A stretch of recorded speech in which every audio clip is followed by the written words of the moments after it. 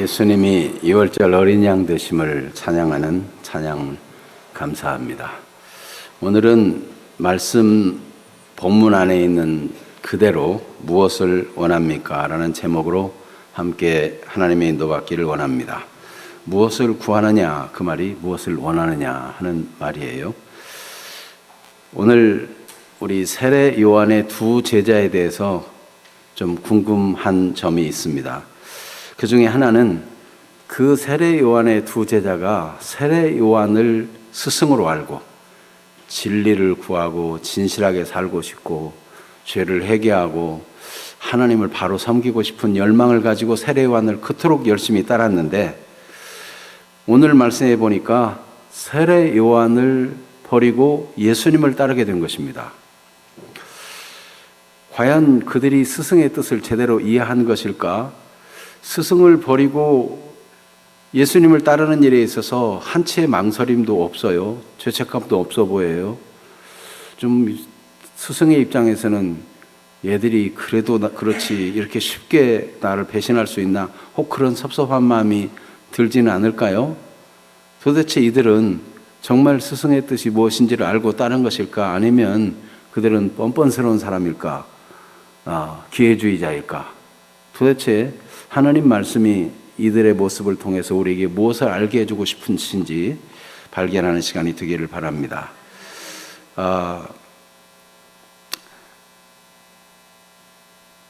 또 하나는 예수님께서 이 예수님을 따르는 두 제자에게 무엇을 원하느냐, 무엇을 구하느냐 이런 질문을 합니다. 그런데 이 제자들의 답을 보면 무엇입니다 이렇게 대답해야 되는데, 예수님 계신 데가 어딥니까? 하고 반문을 해요. 아니, 선생님이 물어봤으면 뭔가 답을 해야 되는데 답은 하지 않고 어디 계십니까? 이렇게 물어본단 말이죠. 그런데 또 예수님은 그 말을 듣고 자기 계신 데를 알려주고 그곳을 보여주는 그런 모습을 봅니다. 이게 도대체 이 말씀을 이렇게 기록한 이유가 무엇일까 하는 것입니다. 오늘 이 두 가지 질문을 따라가면서 하나님의 인도 받는 시간이 되기를 축복합니다.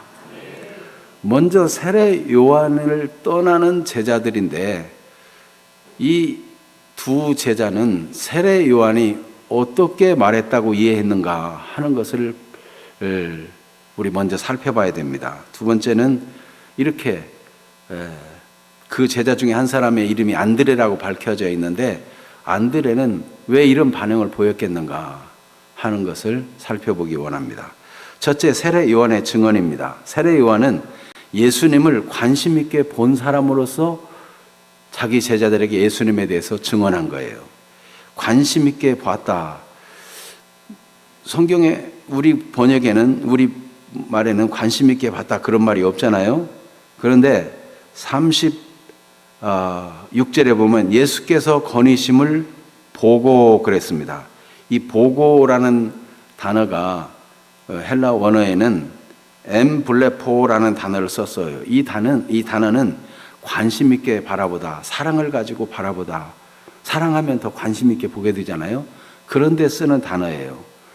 또 예수님께서 이 시몬이 왔을 때 보시고 할 때도 이 단어를 썼는데, 특별히 통찰력을 가진, 특별한 인식을 가지고 바라볼 때도 이런 단어를 씁니다. 그냥 힐끗 보는 게 아니고 관심 있게 보고 통찰력을 가지고 보고 또 깊이 생각하고 유념하는, 주의 깊게 살펴보는 그런 때 쓰는 단어입니다. 그러니까 세례 요한은 예수님에 대해서 그냥 한번 보고 아무렇게나 말한 게 아니고 그동안 예수님에 대해서 깊이 관찰하고 관심을 갖고 사랑을 가지고 봐왔다는 거예요. 그런 사람의 증언을 듣고 제자들이 움직였다 하는 의미가 되겠습니다. 이 세례 요한은 어떻게 그렇게 예수님을 관심 있게 보게 되었는가 하면, 하나님이 그에게 백성들을 회개하고 돌이키게 하는 물로 세례 주는 세례 사역을 맡기셨는데, 하나님이 맡기신 일을 하다가 예수님을 성령으로 세례를 베푸시는 분이라는 것을 알게 되었어요. 그냥 본 것만이 아니고 예수님을 깊이 알게 됐다는 거죠. 하나님이 맡기신 일을 잘하다 보니까 예수님을 더 알아가게 된 것입니다. 여러분, 하나님께 나와서 예배함으로 하나님을 알고 하나님이 맡기신 일을 봉사하면서 하나님을 알고 예수님의 말씀을 순종하며 살다가 보면 예수님을 더 깊이 알아가는 일이 있게 되는데, 세례 요한이 바로 그런 사람이었어요. 그는 하나님이 맡기신 일을 따라서 장차 오실 메시아의 앞길을 준비하는 사람으로서 사람들을 회개케 하는 세례 주는 일을 했어요. 그래서 물로 세례 주라 하는 하나님의 말씀을 따라 순종함으로 물로 세례를 주는 일을 했는데, 그 일을 하다가 하나님이 말씀하기를 누구 위에든지 성령이 그 위에 임하는 걸 보거든 그가 성령으로 세례를 베풀 자인 줄을 알라 하는 말씀을 듣게 되었습니다. 하나님의 일은 믿고 순종하며 따라가다 보면 또 더 깊이 하나님의 뜻을 알게 되고 더 하나님을 잘 섬길 수 있는 길이 열려지게 되는 것입니다. 여러분, 예배하고 또 예배하고 말씀을 읽고 더 읽고 기도하고 더 기도하면서 하나님 맡기신 일을 봉사하고 더 봉사하면서 하나님을 더 깊이 알고 주님을 더 깊이 알고 더 큰 은혜 속으로 들어가는 그런 주인공들이 되기를 축복합니다. 그래서 오늘 본문 앞절에 나오는 31절에서 34절 말씀을 한번 잠시 교독하겠습니다. 31절을 제가 읽습니다. 세례 요한이 솔직히 말합니다. 나도 그 예수님에 대해서 몰랐다. 그런데 이렇게 알게 되었다는 고백이에요. 나도 그를 알지 못하였으나 내가 와서 물로 세례를 베푸는 것은 그를 이스라엘에 나타내려 함이라 하니라. 요한이 또 증언하여 이르되 내가 보매 성령이 비둘기같이 하늘로부터 내려와서 그의 위에 머물더라. 나도 그를 알지 못하였으나 나를 보내어 물로 세례를 베풀라 하신 그이가 나에게 말씀하시되 성령이 내려서 누구 위에든지 머무는 것을 보거든 그가 곧 성령으로 세례를 베푸는 이인 줄 알라 하셨기에 내가 보고 그가 하나님의 아들이심을 증언하였노라 하니라. 아멘. 그래서 세례 요한은 하나님 맡기신 일을 잘하다가 예수님을 하나님의 아들로 성령으로 세례를 베푸시는 분으로 알게 된 것입니다. 그때부터 그는 예수님에 대해서 증언하기 시작하는데, 성령으로 세례를 베푸시는 이 하나님의 아들로 깨달을 뿐만 아니라 더 깊이 알게 된 거예요. 그가 지금 6월절이 가까운 이때에 예수님을 증언하면서 이는 세상 죄를 지고 가는 하나님의 어린 양이구나, 여기까지 깨닫게 되었어요. 하나님의 아들이 왜 오시는가? 왜 성령으로 그가 세례를 베풀러 오시는가? 그 일을 위해서는 세상 죄를 지고 가는 하나님의 어린 양이다. 그것을 그는 증언했습니다. 그래서 오늘 말씀해 보니까 36절에 보라 하나님의 어린 양이로다 그랬는데, 29절에는 그 전체 세례 요한이 예수님에 대해서 증언한 어린 양이라고, 하나님 어린 양이라고 증언한 내용의 전체를 보여주는데, 29절에 예수께서 자기에게 나오심을 보고 이르되 보라 세상 죄를 지고 가는 하나님의 어린 양이로다, 이렇게 증언한 것이죠. 6월절이 가까운 때 당시의 유대인들에게 보라 하나님의 어린 양이다, 세상 죄를 지고 가는 하나님의 어린 양이다, 이렇게 말하면 유대인들은 그 말을 알아들은 거예요. 네. 어떻게 알아듣는가? 6월절을 지나면 기념하는 것인데, 죽음의 저주가 6월 넘어갔다는 것을 기념하는 절기가 6월절이에요. 언제 그런 일이 있었는가? 이스라엘 백성이 이집트에서 종살이하면서 다 노예 생활로 고달팠어요. 그 어떤 방법으로도 그 노예에서 해방받을 길이 없었는데, 하나님께서 모세를 통해서 이스라엘 백성에게 전해준 말씀이 있는데, 10가지 재앙 중에 마지막 재앙이었어요. 너희는 어린 양을 잡아가지고 문설주, 기둥, 임방 그 위에다가 피를 바르라는 거예요. 양의 피를. 그러면 죽음의 사자를 보낼 텐데 그 하나님의 천사가 피를 보면은 그 집은 죽이지 않고 넘어간다는 거예요. 6월 넘어간다는 거예요.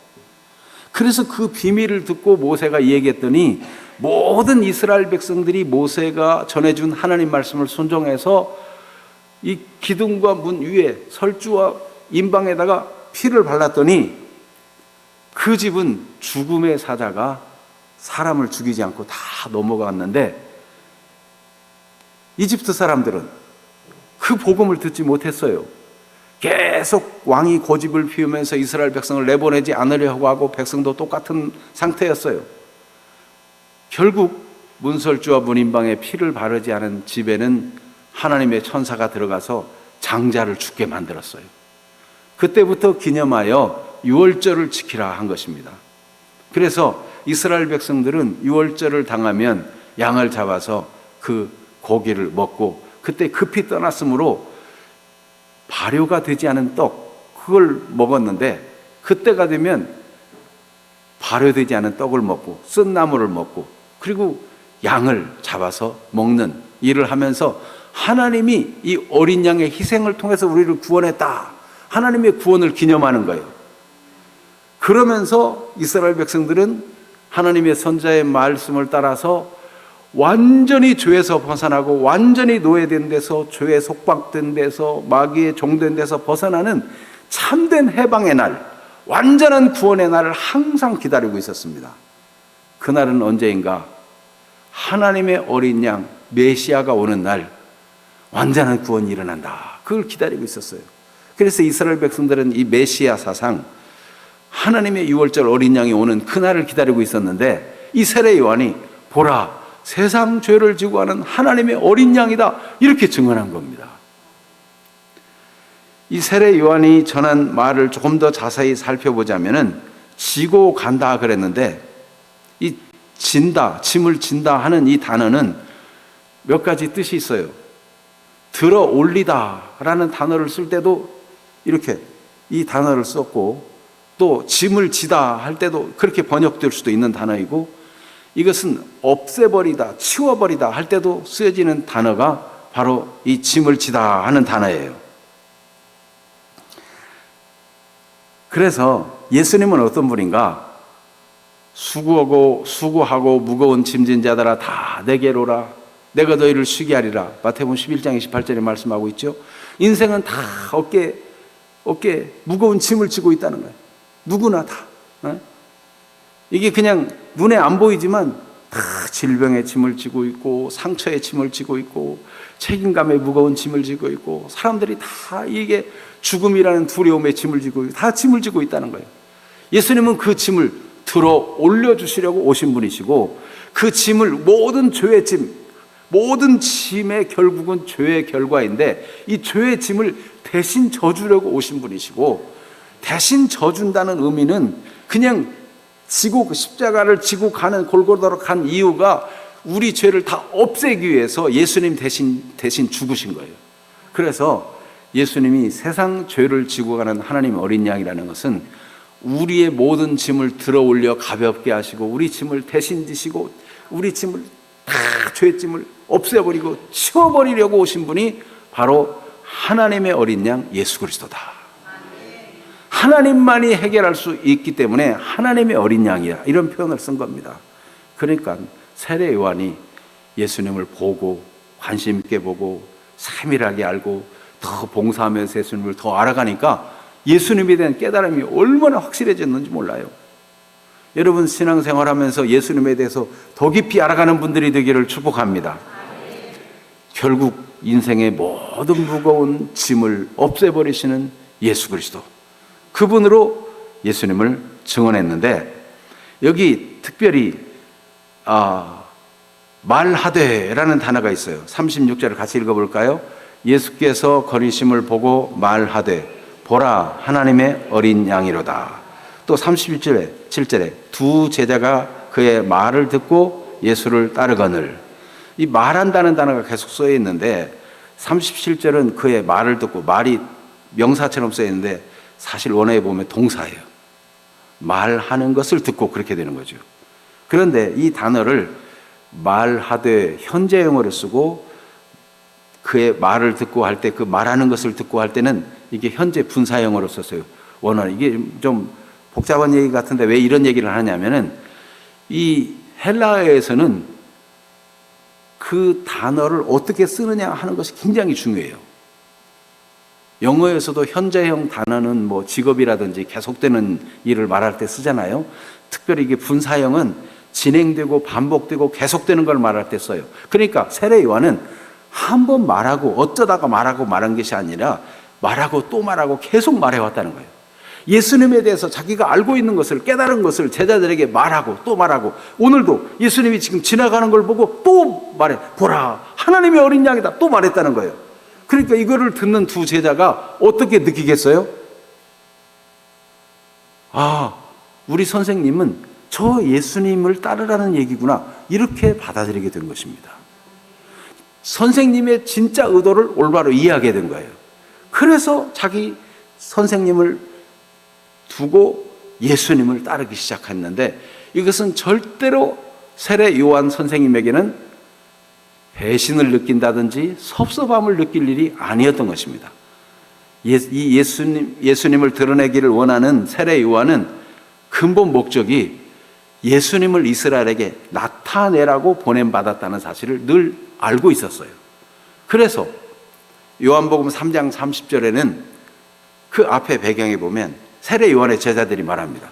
저 선생님이 말한 저 예수님과 그 제자들이 세례를 주니까 선생님, 사람들이 다 그에게 갑니다. 세례 요한의 제자들조차 예수님을 따라갑니다. 이 제자는, 세례 요한에 따르는 제자는 섭섭해서 한 말이었어요. 그런데 세례 요한은 요한복음 3장 30절에 그는 흥하여야 하겠고 나는 쇠하여야 하리라. 무슨 뜻일까요? 그래, 내가 진짜 원하는 것은 너희들까지도 다 예수님을 따르는 것이다. 세례 요한이 그렇게 얘기하고 있는 거예요. 그러니까 이 두 제자는 변덕쟁이가 아니고, 그 선생님을 쉽게 배신하는 자가 아니고, 선생님의 진짜 의도를 바로 알아들은 사람이에요. 그래서 예수님을 따르기 시작한 것이죠. 그래서 세례 요한은 그렇게 자기가 관심 있게 보고 그의 사역을 통해서 깨닫고, 그리고 예수님을 계속 증언해서 예수님을 믿고 따르라고 사람들을 권하는 그런 전도자였다는 것을 우리가 알 수 있습니다. 오늘 우리도 세례 요한처럼 예수님에 대해서 한 번 얘기하고 또 얘기하고 자꾸 정보를 주고 또 주고, 예수님에 대해서 느끼고 깨달은 바, 내가 믿은 바를 자꾸 말해주는 그런 사람들이 되기를 축복합니다. 이 블레싱 데이를 앞두고 우리가 예수님에 대해서 계속 말하고 기회 있는 대로 말하고, 어떻게 하면 사람의 마음의 문을 열까 노력하고 말할 기회를 찾고, 그 예수님이 얼마나 귀한 분인지 깨달은 대로 자꾸 말할 때 사람들은 알아듣게 돼요. 알아듣게 돼. 그래서 내가 믿은 예수를 그들도 믿고 만나고 기뻐하고, 더 이상 무거운 짐, 저주의 짐, 이 운명과 사주에 매여 있는 이 짐을 다 벗어버리고 기뻐하는 사람으로 바뀌어지는 거죠. 그런 일이 있게 되기를 축복합니다. 이와 같이 두 제자 중에 하나 이름이 안드레라고 나오는데, 그러면 이 안드레의 반응을 보니까 맞아요. 정말 좋은 스승을 만났는데 그 세례 요한의 의도를 알아차리고 예수님을 따르기로 결단합니다. 이 중요한 건 결단이에요. 사람 중에는 알아들어도 보고 느껴도 결단을 못하는 사람이 있어요. 왜 결정을 못하는가? 사람의 마음이 어떠하면 잘 결정을 못하는가 하는 것을 예수님이 말씀했어요. 마태복음 13장 19절 말씀은 씨 뿌리는 자의 비유 중에 길가에 떨어진 씨를 이야기할 때 말씀하고 있어요. 마태복음 13장 19절 같이 읽어봅니다. 아무나 천국 말씀을 듣고 깨닫지 못할 때는 악한 자가 와서 그 마음에 뿌려진 것을 빼앗나니 이는 곧 길가에 뿌려진 자요. 하나님의 말씀, 천국의 말씀을 듣고 못 깨닫는 것은 무엇이 문제라고요? 그 사람이 문제라는 거예요. 그 사람이 문제. 그래서 바리새인들 중에는 예수님의 말씀을 듣고 막 표적을 보기를 원하고 기적을 보고 막 눈이 뒤집혀가지고 따르기를 원하고, 그런데 진짜는요, 예수님에 대해서 의심을 가지고 예수님에 대해서 따르기는 원치 않아요. 표적과 기적을 보기는 원해요. 뭐 신기한 일이 있나 보기를 원해요. 그래서 중심으로는 결정을 하고 결심을 해서 주님을 따르기를 원치 않아요. 그래서 어느 날은 예수님이 예수님 앞에 와서 묻습니다. 당신은 무슨 권세로 이런 일을 합니까? 예수님께서 그럼 나도 한 말을 묻겠는데 세례 요한은 무슨 권세로 그런 일을 했는가 얘기해 보겠소? 그랬더니 자기네들끼리 막 의논해요. 이 세례 요한이 하나님이 주신 권세로 사람들을 회개시키고 이렇게 세례를 주고 하는 일을 했다고 말하면 왜 그러면 세례 요한의 말을 안 믿느냐? 그러면 할 말이 없지 않은가? 그러면 세례 요한은 제멋대로 자기 인기 끌려고 와서 막 이 사람의 뜻대로 하는 사람이다. 이렇게 말할까 생각해 보니까 사람들이 다 세례 요한을 선지자로 하는데 그렇게 말하면 자기네만 이상한 사람 되겠어요. 그러니까 우리 모른다고 하자. 그리고 예수님 앞에 모릅니다. 그렇게 대답합니다. 그래서 예수님이 나도 무슨 권세로 말하는지 말하지 않겠다. 이렇게 말씀합니다. 왜냐하면 진실하지 않은 사람에게 말해줘도 깨닫지 못하니까. 여러분, 우리가 하나님 앞에 항상 진실한 사람이 되어야 됩니다. 어렵고 힘들면 힘들다고 고백하는 것은 하나님 앞에 진실한 거예요. 병들고 아프면 아프다고 하나님 도와주세요. 하나님을 찾는 것은 진실한 태도예요. 마음이 무겁고 상처받고 힘들면 내 가슴이 찢어지고 견딜 수 없다고. 천지를 지으시고 인생을 지으신 하나님, 정말 우리를 가장 잘 이해하시고 우리를 도우실 수 있는 하나님 앞에 나와서 우리가 진실하게 구하면 하나님은 그것을 기쁘게 받으십니다. 한 번은 예수님이 길 가실 때 눈에 안 보이는 소경 바디메오가 다윗의 자손 예수여 나를 불쌍히 여겨달라고 고래고래 막 소리를 지릅니다. 제자들은 시끄럽다고 조용하라고 꾸짖지만 예수님은 머물러 서서 그를 데려오라고 말씀합니다. 예수님이 묻습니다. 내게 무엇 해주기를 원하느냐? 그랬더니 이 눈이 안 보이던 소경 바디메오가 뭐라고 말해요? 주여 보기를 원합니다. 뭐 다른 미사여구가 필요 없어요. 정말 그런 지금까지 거지로 살 수밖에 없었던 이유가 보지 않아가지고 보지 못해가지고 고통스러웠는데 보기를 원합니다. 예수님께서 보아라 내 믿음이 너를 구원하였느니라. 이 진실한 믿음에 예수님은 응답해 주시는 분이세요. 여러분이 하나님을 얼마나 알든지 모르든지 다 인생 중에 문제 없는 사람이 없어요. 잘 몰라도 천지를 지으신 하나님 앞에 인생을 사랑하시고 도우시는 하나님 앞에 진실한 사람은 희망이 있습니다. 하나님이 그를 받으시고 도우시는 것입니다. 이 소경이 눈을 뜨고 보고 난 다음에는요 신난다고 그냥 간 게 아니고 나를 눈 뜨고 보게 하신 이분은 정말 그리스도다. 다윗의 자손 하나님이 약속하신 그다. 이렇게 믿고 길에서부터 예수님을 따르기 시작했어요. 여러분 우리가 하나님 앞에 기도해서 기도 응답받고 하나님의 복을 받아가지고 내 욕심을 따라 가는 것 그것은 하찮은 일이에요.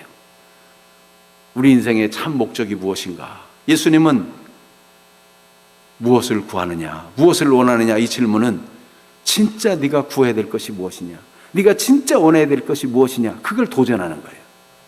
정말 예수님을 경험하게 되고 예수님을 깨닫게 되고 예수님을 알게 되면 삶을 어떻게 살아야 될 것인가 바로 결단이 되는 것이 정상인 것입니다.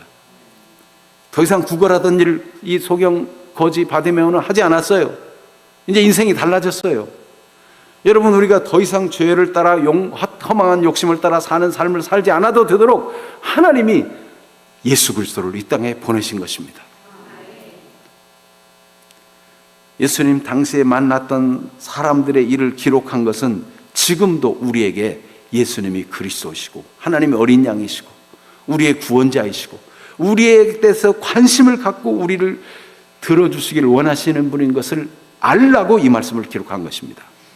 그래서 세례 요한의 제자 2명이 예수님 따르는 것을 예수님이 보셨다 그랬는데 이 성경을 기록한 사도 요한은 이걸 주의 깊게 기록했어요. 38절을 한번 읽어보겠습니다. 예수께서 다시 38절 시작. 예수께서 돌이켜 그 따르는 것을 보시고 물어 이르시되 무엇을 구하느냐 이르되 랍비여 어디 계시오니까 하니 랍비는 번역하면 선생이라. 예수님께서 돌이켜 그 따르는 것을 보셨다.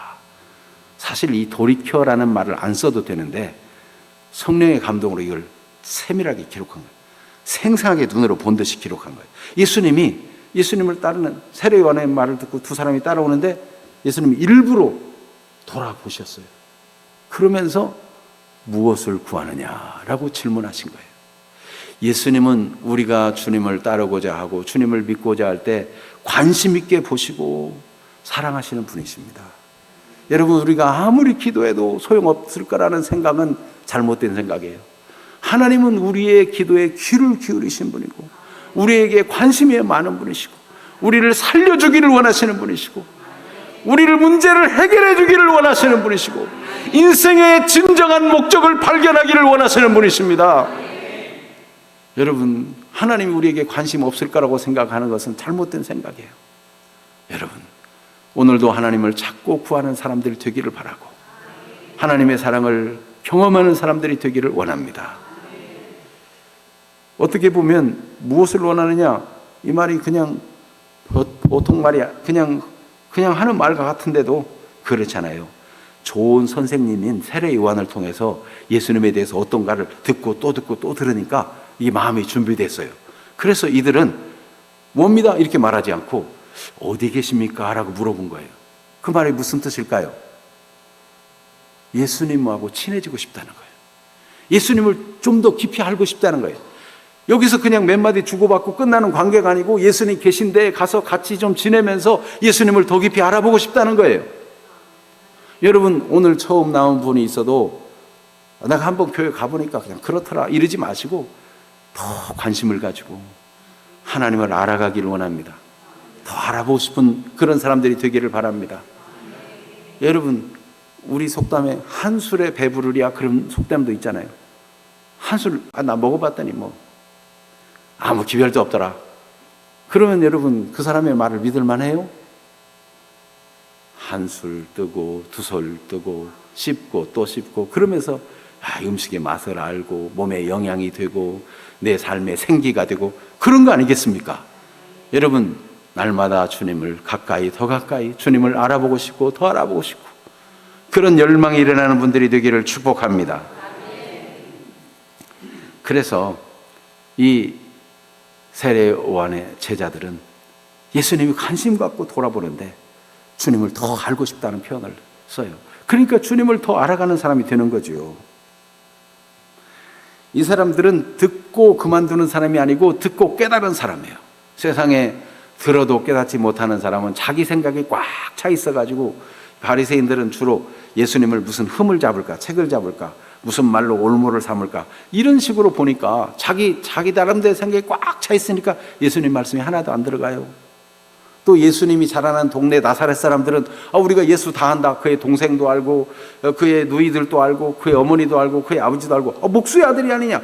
육신적으로 아는 걸 가지고 예수님을 제안하니까 예수님을 깊이 깨닫지 못해요. 여러분, 지금까지 살아온 경험과 지식으로 예수님을 알려고 하면 예수님을 깊이 알 수가 없어요. 세상은 말하기를 석가모니나 공자나 예수나 소크라테스나 다 4대 성인 중에 하나다. 그런 말을 듣고 여러분들이 그렇게 인식하고 있을지 몰라요. 그러나 여러분, 석가모니나 공자나 내세에 대해서 물어보면 나는 그거 알지 못한다 그랬어요. 그런데 예수님은 내가 곧 길이요 진리요 생명이니 나로 말미암지 않고는 아버지께로 올 자가 없느니라. 하나님 아버지, 하나님이 준비한 그 나라에 가는 길은 예수님 자신이라고 당당하게 이야기한 분이에요.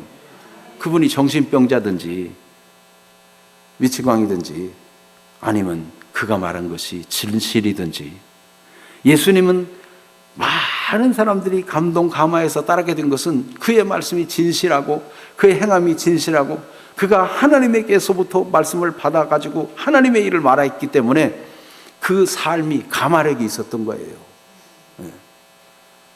소크라테스는 겸손하게 말합니다. 나는 한 가지 아는 것이 있는데 내가 알지 못한다는 것이다. 나는 알지 못한다는 내 자신이 얼마나 무지한가를 안다. 그렇게 고백했어요. 석가모니나 공자나 이런 사람들 다 겸손한 분이에요. 뒤에 있는 사람들이 잘못 꾸며내가지고 유교 종교화하고 불교 해가지고 종교화 만든 그게 문제예요. 얼마나 겸손하고 훌륭한 분들의 일을 그르친 후대 사람들은 이게 크게 잘못된 사람들이에요. 예수님은 오늘도 우리가 듣고 깨닫는 사람이 되기를 원하십니다. 들어도 깨닫지 못하는 사람도 있는데, 들어도 깨닫지 못하는 사람, 자기 기준, 자기 중심, 자기 생각 꽉 찬 사람이 못 깨닫는 사람이라 그랬죠. 근데 듣고 깨달아도 결정을 못하고 결단을 못 내리는 사람이 있어요. 이 사람은요, 자꾸 세상이 두렵고 염려가 되고 이러면 그래요. 그래서 예수님께서 한 소경이 청년을 또 고쳐준 적이 있는데, 유대인들이 막 득달같이 달려와가지고 저게 네 아들 맞느냐, 그리고 막 따지고 아닌 것처럼 막 거짓 증언을 하도록 몰아세우는데, 이 아들이 분명히 소경인 것과 지금 보는 건 틀림없습니다. 그러나 예수님을 믿는다고 분명하게 말을 못해요. 그것은 예수님을 그리스도로 시인하는 자마다 출교하기로, 쫓아내기로, 공동체에서 쫓아내기로 결정했기 때문에 그들을 무소했기 때문이라고 요한복음 9장 22절에 기록하고 있어요. 여러분, 예수 믿고 믿음으로 살기를 결정함으로 여러분 집안에서 어려움 당할 수 있고, 예수님을 믿는다고 결정함으로 손해보는 일이 있을 수 있지만, 이 안드레나 또 다른 제자나 예수님을 믿기로 결단하고 따르기로 했어요. 그들의 직업은 어부였는데 그래도 예수님 진리를 추구하는 사람이었고 의를 추구하는 사람이었고 예수님을 따라다니는 것이 옳다고 생각하고 그들은 그날 함께 예수님과 함께 거하였습니다. 누가복음 9장 62절에 예수께서 이르시되 손에 쟁기를 잡고 뒤를 돌아보는 자는 하나님 나라에 합당하지 아니하니라 그랬어요. 쟁기를 잡은 사람은 밭을 갈아야지요. 다 스탠바이, 다 준비가 됐는데 이제 앞에 소도 있고 멍에도 맺고 쟁기까지 잡았는데 뒤를 돌아보고 갈지 않으면 아무 역사가 안 나타나죠. 여러분, 오늘 복음을 듣고 뒤를 돌아보지 말고 믿음의 길을 계속 가는 분들이 되기를 축복합니다. 성경에 보면 이사야라는 선지자는 이사야서 6장에 보면 그 당시에 사람들이 얼마나 죄를 짓고 마음이 완강하고 듣기는 들어도 깨닫지 못하는 사람들, 그런 사람들이 많았어요. 하나님이 탄식합니다. 내가 누구를 보내며 누가 나를 위해 갈꼬. 그때 이사야 선지자가 주여 제가 여기 있습니다. 저를 보내소서 결단한 거예요. 어떤 어려움이 있어도 나는 하나님의 말씀을 따라서 하나님이 주신 길을 가겠습니다. 그렇게 결정한 것입니다. 좋은 수성을 둔 이 안드레와 다른 한 제자는 스승의 의도를 알고 예수님을 따르기로 결정했는데, 여러분을 인도한 분들이 여러분을 사랑해서 인도해 왔습니다. 여러분은 그 좋은 분들의 의도를 알고 함께 주님을 잘 섬기고 하나님의 큰 은총을 실제로 경험하는 자리까지 나아가게 되기를 바랍니다. 이 좋은 스승이 아무리 좋은 말을 해줬지만 이 안드레와 다른 제자는요, 자기가 직접 보고 자기가 직접 경험하고 예수님에 대해서 더 깊이 알아가기를 원했어요. 여러분, 이 강단에서 전해주는 말씀 그거를 의지하는 거 좋지만 그 이상이 되기를 바랍니다. 여러분 개인적으로 성경도 읽어보고 깊이 묵상도 해보고 여러분 마음을 다해서 하나님께 찬양도 드려보고 여러분의 문제를 가지고 하나님 앞에 하나님 나는 지금 이런 상태입니다. 어찌하면 좋습니까? 저에게 깨달음을 주세요. 믿음을 주세요. 기도도 해보고 여러분이 개인적으로 직접 하나님을 만나고 깨닫고 발견하는 분들이 되기를 바랍니다. 안드레가 그런 사람이에요. 그런 사람. 그래서 10시에 그들이 예수님 만나 뵀다고 하는데 그날 함께 거하고는 깨달았어요. 예수님은 메시아구나. 예수님은 그리스도구나. 깨달았어요. 여러분, 이거는 선생님이 이야기한 거하고는 차원이 달라요. 내가 경험하고 내가 가슴으로 알게 된 거예요. 내가 느끼게 된 거예요. 이게 바로 안드레입니다. 그런데 여러분, 지금 또 한 제자의 이름은 나오지 않아요. 이 제자는요, 자기 이름을 잘 드러내지 않으려는 성향이 있는 사람이에요. 이 사람이 누구일까 궁금하죠? 네. 성경학자들은 이구동성으로 이 사람이야말로 이 책을 지은 저자다. 얼마나 10시까지 기억하고 있고 눈에 본 듯이 생생하게 기록하고 있는 그가 바로 이 책의 저자, 이 책의 기록자다. 물론 이제 보통 성경 기록한 사람을 저자라고 부르지는 않습니다. 왜냐하면 하나님의 감동으로 기록되어서 하나님이 저자이고 이 기록자 이런 표현을 쓰는데, 이 책의 요한복음의 기록자는 누구예요? 사도 요한. 사도 요한과 안드레는 이와 같이 생생하게 주님 계신 데를 보고 함께 지내면서 이 은혜를 깨달아 알게 된 거예요. 예수님이 무엇을 구하느냐라는 질문에 대한 답을 예수님과 같이 지내면서 알게 됐어요. 아, 메시아구나. 메시아를 번역하면 그리스도라 그랬죠. 당시에는 헬라어를 쓰기 때문에 그리스도라 하면 알아듣는데, 우리는 메시아를 번역해서 그리스도라 그러면 메시아도 모르겠고 번역한 말도 모르겠고 그렇게 되죠. 메시아는 이제 히브리어, 아람어 이런 단어예요. 게바 이것도 아람어, 그리고 베드로 이 말은 또 헬라어예요. 무슨 뜻인가 하면은 라비어 하는 번역은 선생이라 이렇게 됐잖아요. 예수님을 존경하는 뜻으로 라비어 말한 것은 선생님 이렇게 불렀다는 뜻이고, 그 선생님을 따르겠다는 뜻이고, 메시아 할 때는 구약에 나오는 단어, 히브리어에 나오는 단어인데, 이거는 기름 부음 받았다는 뜻이에요. 그것을 헬라어로 말할 때도, 그리스어로 말할 때도 그리스도. 그러니까 그리스도나 메시아나 다 같은 뜻인데 기름 부음을 받았다. 기름 부음 받는 세 가지 하나님이 주신 유임한 직책이 있는데, 이 하나님이 유임한 이 직책은 하나님을 대신하는 직책이에요. 왕, 제사장, 선지자. 선지자는 하나님을 대신해서 하나님 말씀을 전합니다. 그러니까 선지자가 하는 말씀은 무슨 말씀이에요? 하나님의 말씀이에요. 하나님을 대신해서 말씀을 전하는 거예요. 왕은 하나님을 대신해서 왕 노릇하는 것. 자기가 맡겨진 백성을 하나님의 뜻대로 다스리는 일을 맡긴 거예요. 그래서 다윗은 언제나 자기의 나라를 하나님의 뜻대로 다스리기를 원했어요. 그걸 보고 자란 그의 아들 솔로몬은 하나님께 일천번제를 드렸을 때 내가 너에게 무엇을 줄꼬? What do you want? 너는 무엇을 구하느냐? 무엇을 원하느냐? 질문했을 때 솔로몬은 금이나 은이나 국이나 영광이나 권세나 나라가 안정되는 것 구하지 않고 내게 맡겨준 하나님의 백성들을 하나님의 뜻대로 잘 다스려서 하나님의 나라가 이루어지도록 하는 지혜를 주옵소서.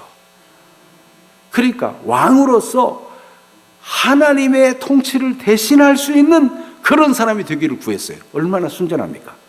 그걸 하나님이 기뻐 받으시고 내가 구하지 않은 그런 부와 영광도 준다 하고 전무후무한 부와 영광과 지혜를 얻은 사람이 솔로몬이에요. 모든 왕들은 이와 같이 하나님의 통치, 하나님의 나라, 하나님의 뜻을 구하는 사람이 되어야 돼요.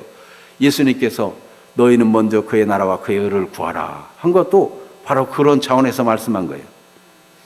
제사장은 어떻습니까? 제사장의 일은 하나님을 대신하는 일인데, 사람들이 죄짓고 절망하고 있을 때 제물을 가져오면 대신 제사를 지내주면서 그를 위해 안수해주고 그의 죄사함을 선포해주고, 그래서 하나님을 대신해서 하나님 앞에 희생의 제사를 드리면 죄사함 받는 걸 선포해줘요. 그래서 제사장이 내 죄사함을 받았다 그러면 이제 사죄의 안심을 가지고 죄를 회개하고 자백하고 하나님께 제사 드린 일에 대해서 평안함을 가지고 돌아가요. 왜냐하면 제사장이 선포해 줬기 때문에. 하나님의 일을 대신해요. 이와 같이 왕과 선지자와 제사장은 하나님의 기름 부음 받는 자인데, 이 역할을, 세 가지 역할을 한꺼번에 다 한 분이 계시는데 그분이 메시아 그리스도, 예수님이 바로 하나님의 아들 메시아이시고 그리스도다. 이거를 깨달았어요. 그러니까 이거를 깨닫고 이 세례 요한을 통해서도 배웠는데, 이거를 몸소 같이 지내면서 깨닫게 된 안드레는 얼마나 마음이 기쁘겠습니까? 그 기쁨을 가지고 즉시로 달려가서 그의 형제 시몬에게 가서 내가 메시아를 만났다, 메시아를 만났다, 그리스도를 만났다, 하나님의 어린 양 그리스도를 만났다 증언하니까 얼마나 복된 일입니까? 여러분, 하나님 은혜를 직접 깨달아 아는 분들이 되기를 바라고, 그것을 말하지 않고는 견딜 수 없는 사람 되는 은혜가 있게 되기를 축복합니다. 그 자기 형제 시몬을 데려왔더니 얼마나 큰 복을 받았습니까?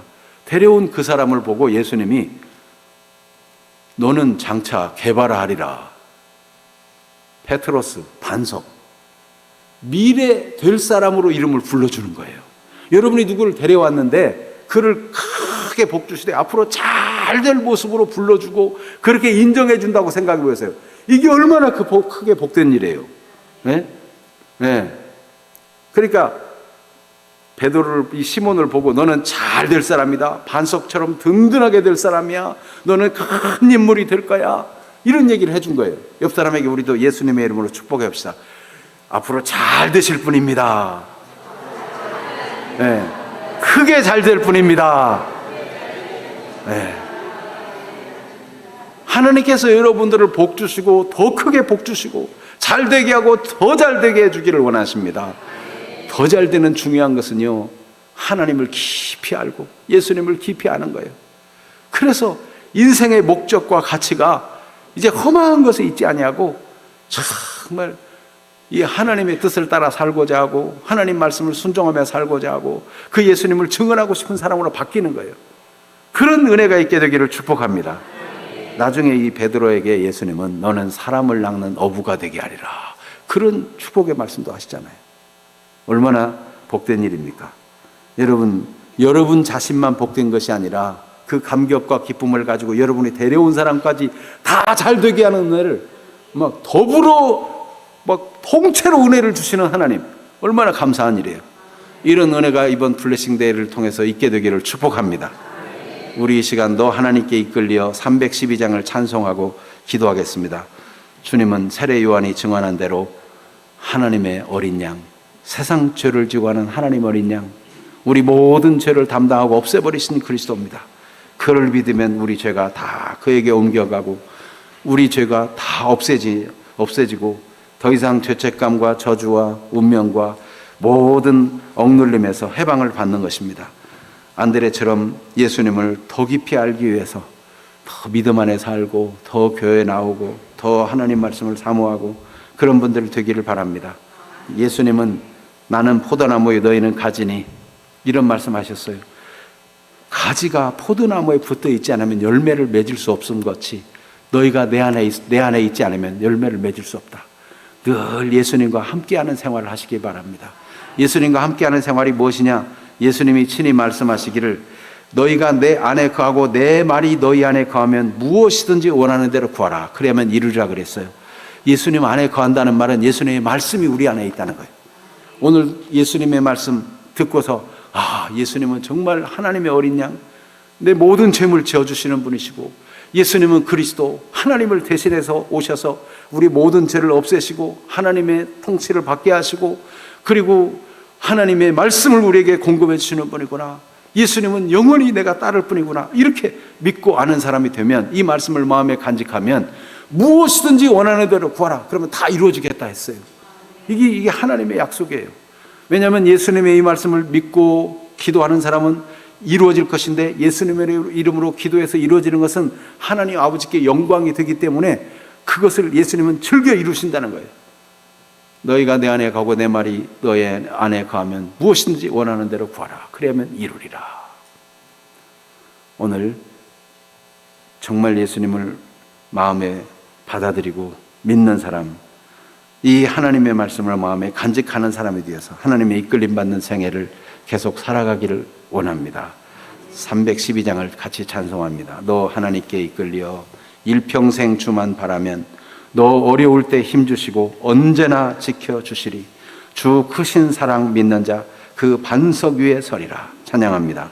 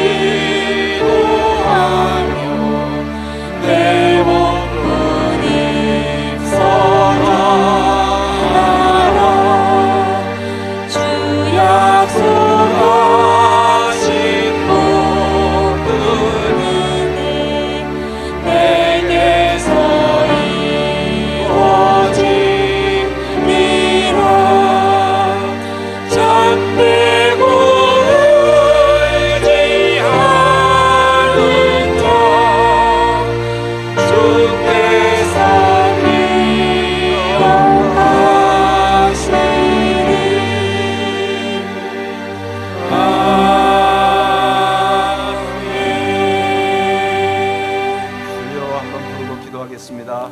주여